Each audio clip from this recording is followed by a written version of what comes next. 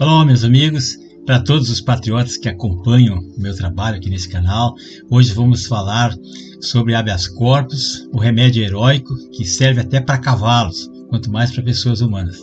Mas parece que não é bem assim que as coisas funcionam. Então vou falar sobre o habeas corpus, face decisão monocrática de ministros do STF.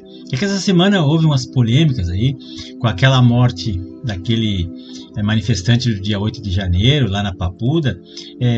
Muita gente aí de esquerda, de direita vieram para as redes e muita gente que sem conhecimento jurídico, então não vou me vangloriar por eu ter alguma especialidade, alguns anos de prática, mas tem coisas que tem que ser esclarecido. O habeas corpus, todo mundo sabe, ele tem sua origem lá na Carta Magna Liberatus, outorgada na Inglaterra em 15 de julho de 1215, quer dizer, na Idade Média ainda, faz mais de 800 anos que já é empregado, é usado o habeas corpus.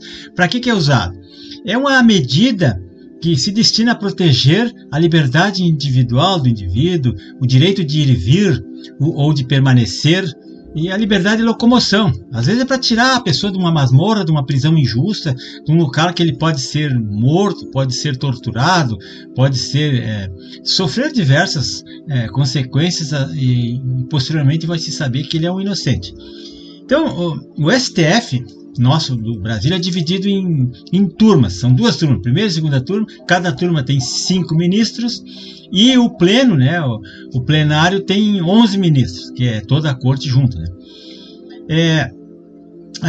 se uma das turmas, por exemplo, toma uma decisão contrária ao réu, não é possível impetrar um habeas corpus para ser julgado pelo plenário, diz a súmula. E esse entendimento encontra-se cristalizado, então, nessa súmula que eu vou falar aqui, que é a súmula 606 da STF, que diz que não cabe habeas corpus originário para o tribunal pleno de decisão de turma ou plenário proferida em habeas corpus ou no respectivo recurso. Então a nossa Constituição ela prevê no artigo 5º, em inciso 68 ali, que conceder-se-á habeas corpus sempre que alguém sofrer ou se achar ameaçado de sofrer violência ou coação em sua liberdade de locomoção por ilegalidade ou abuso de poder. É o que existe, Então, só para explicar melhor, pessoal, que eu vou explicar assim, sem nenhuma juridiquês, para as pessoas mais simples ou que são leigos no direito, entenderem perfeitamente, qualquer um entende.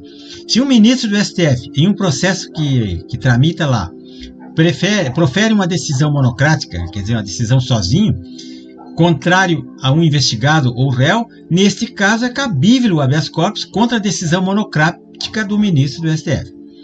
Depois de muitas polêmicas e mudanças no entendimento, a última decisão do STF sobre o assunto é a seguinte, diz lá, cabe habeas corpus contra a decisão monocrática de ministro do STF.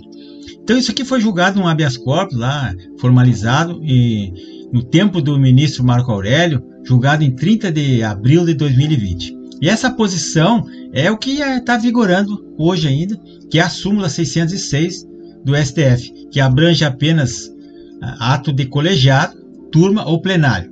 Colegiado é as turmas, 5, ou o plenário inteiro, que são 11. Não sendo aplicável, portanto, para ato individual de ministro do STF. Entretanto, esse entendimento pode mudar a qualquer momento, pois para o STF nada é definitivo. A gente sabe, Conforme o réu, conforme a ideologia, conforme o momento, eles mudam tudo.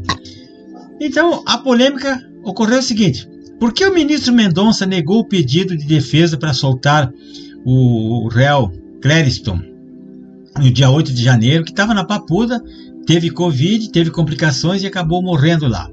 O advogado dele, o advogado do Clériston, ele entrou com recurso, em abril, para que o réu fosse liberado para ir para casa, e o STF teve o ministro André Mendonça como relator desse pedido, que negou o pedido, negou o habeas corpus para o Clériston. Então, na decisão, o magistrado citou questões processuais e questões técnicas, mas sem mencionar as informações sobre as condições de saúde do preso, que era o objeto principal da ação. Ele estava pedindo habeas corpus porque o cara estava morrendo, estava em situação de saúde precária. E aí lhe foi negado. Isso foi publicado no jornal Estado de São Paulo. O advogado do Clériston, Bruno de Azevedo Souza, chegou a fazer sustentação oral do recebimento da denúncia, citando um quadro de vasculite de múltiplos vasos e miosite secundária, que é relativa à Covid-19. Essa condição mostrava que o preso passou a ter danos nos músculos como uma sequela daquela doença, né? Então, abre aspas para o Dr. Bruno. Ele já sofreu graves danos e grandes sequelas em razão da Covid-19. Depende da utilização de vários medicamentos que sequer são oferecidos pelo sistema penitenciário.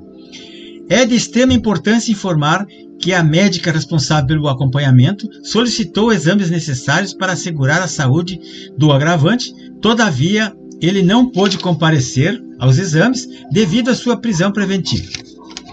Essas condições podem acarretar em complicações fatais ao paciente. Nesse sentido, é notório que a segregação prisional pode acarretar uma sentença de morte. Fecha aspas para o Dr. Bruno.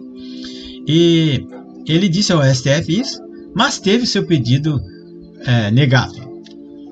O Bolsonaro. O que diz o presidente Bolsonaro sobre a decisão de Mendonça que negou a liberdade de Clériston? O ex-presidente defendeu o ministro André Mendonça após este ser alvo de críticas no campo conservador devido a uma decisão envolvendo Clériston, que morreu após passar mal na prisão da Papuda. Mendonça foi alvo de críticas de apoiadores do Bolsonaro nas redes sociais por não conceder o habeas corpus ao Clériston, que já enfrentava sérios problemas de saúde. Em entrevista ao colunista Igor Gadelha, do portal Metrópolis, Bolsonaro afirmou que Mendonça foi, abre aspas, injustamente, fecha aspas, criticado, uma vez que o ministro teve de se ater aos limites legais. O ex-presidente destacou que, de acordo com o entendimento consolidado na súmula que eu falei, do STF, apenas o relator do caso, que seria o ministro Alexandre de Moraes, poderia analisar os pedidos de soltura do réu. Ainda de acordo com o entendimento do ex-presidente, segundo a súmula 666 consolidada do STF, não é 66 não, 606. 66 seria outra coisa. Não é competência de qualquer ministro conceder habeas corpus contra ato de outro ministro, disse Bolsonaro. A liberdade de um preso, incluindo os detidos em 8 de janeiro, só pode ser determinada pelo relator da ação que resultou em sua prisão, no caso, o ministro Alexandre de Moraes, e por aí. Pronto. Mas só tem uma coisa, vamos parar por aí. Quer dizer, então, que o cara que é juiz, que é relator, que é investigador, que é julgador, que é carcereiro, nega o habeas corpus para um doente em fase terminal, em doença grave, né? O cara não é bandido, não é ladrão, não é assaltante, não é lavador de dinheiro, não é político corrupto, e está sendo acusado de uma coisa que não foi sentenciado ainda. Mas vamos em diante. Abre aspas. Sendo assim, todos os presos do 8 de janeiro, por volta de 1.500, entre idosos, mães, gestantes, doentes, etc., só podem ser liberados por decisão exclusiva de Alexandre de Moraes. Portanto, não é justo atribuir ao ministro André Mendonça a não concessão do habeas corpus em fevereiro ao senhor Clériston da Cunha, e acrescentou o presidente, fecha aspas. Meus amigos, o presidente, com todo respeito, não estou falando mal dele, pessoal. Não saiam do canal porque eu estou criticando. Eu não estou criticando.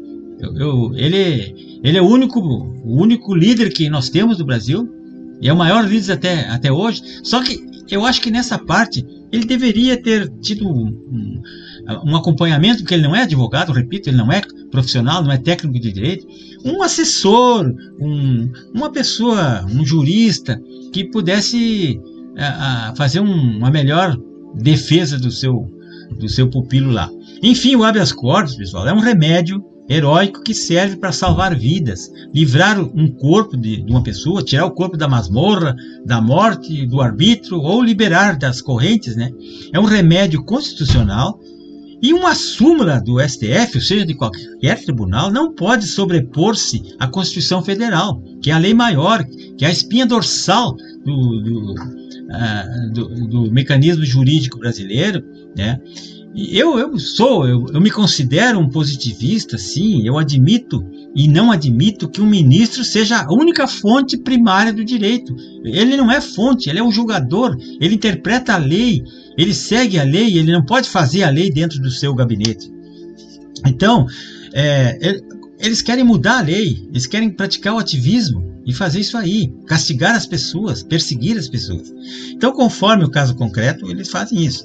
Súmulas e regimento internos, pessoal, são normas menores do que a Constituição Federal de 88. E isso é que prega e que precisa ser mudado. Nós estamos lascados se essas coisas continuarem desse jeito. Então, meus amigos, o que eu quero deixar claro é o seguinte, ó. Eu quero deixar claro que eu não estou aqui falando mal do presidente, nem do ministro Mendonça. Eu estou dizendo que tem uma coisa aí a ser observada. Porque habeas corpus, eles concedem até para cavalo, para pet, para papagaio, para cobra, eles concedem habeas corpus. Então por que uma pessoa que está morrendo, que não tem culpa formada, ele é simplesmente cerceado e obrigado a morrer lá, porque não pode sair? Onde é que se viu isso? Ele podia ir para casa com a tornozeleira, como os ladrão aí, os traficantes vão, e não ia causar problema nenhum, não ia fugir do país. Então o ex-presidente, ele não está errado, pessoal, né? Ele apenas não é advogado, né? Eu acho que esse é o problema. E deveria chamar um jurista para dar essa informação, né? E seus assessores, eu acho que até falharam nessa parte, né? Deixaram o presidente passar por ignorante, que ele não é. Então Mendonça agiu como um juiz corporativista lá do tribunal para apoiar o seu colega, que é relator, e é o soberano, o todo-poderoso, o Deus, o dono da lei, o ditador. Ele faz o que ele quer.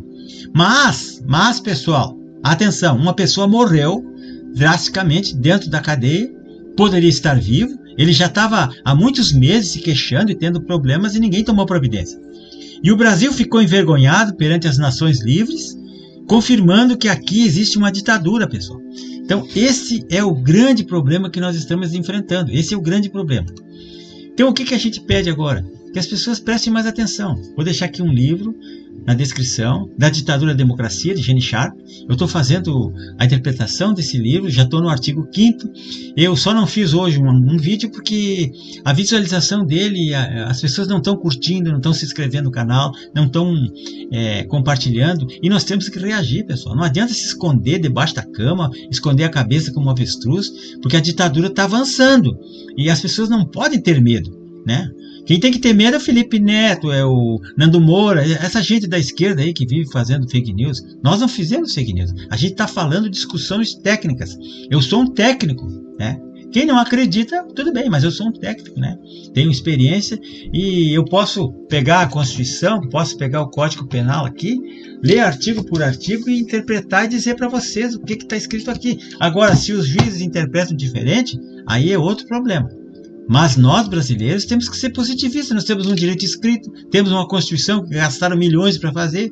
Não é a melhor do mundo, mas é a que temos. E nós temos um Estado democrático de direito. Nós temos que respeitar a justiça, porque senão, se nós tivermos aqui um problema de injustiça, a situação vai ficar muito, muito difícil, né? Nós temos que ter segurança jurídica, senão nós estamos lascados. Então deixo o livro aqui na descrição para vocês e vou deixar um filme aqui que é As Faces de Cuba. Só para vocês terem uma ideia de como é que funciona um país socialista, né? O atraso, a pobreza, o desemprego, a censura, né? As pessoas escravizadas. E é isso que estão tentando fazer do Brasil. E começa onde isso aí? Começa com o habeas corpus negado, com as prisões ilegais, com os inquéritos do fim do mundo, com o pessoal se abaixando e com as informações erradas. Vamos consultar os advogados, os técnicos, os médicos, as pessoas que estudaram determinadas ciências e situações para esclarecer. Porque esses youtubers aí, pessoal, o que acontece é que a gente vai acabar num buraco sem fundo, né? Até amanhã, pessoal.